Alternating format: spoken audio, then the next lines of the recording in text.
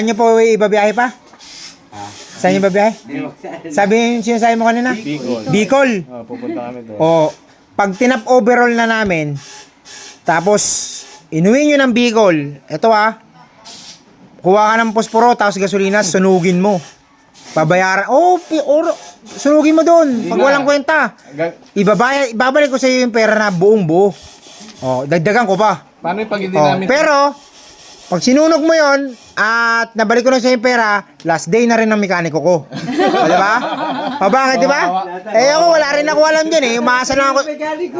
Wala rin ako alam sa mekaniko eh. Hindi ko alam. Nakaasa lang ako sa kanila.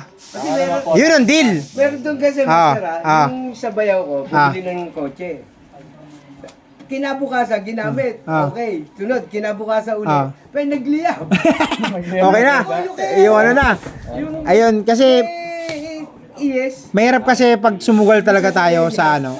Basta tandaan nyo ng mabuti, pag bumili kayo ng second hand, lalo na sa mga marketplace, sugal yan.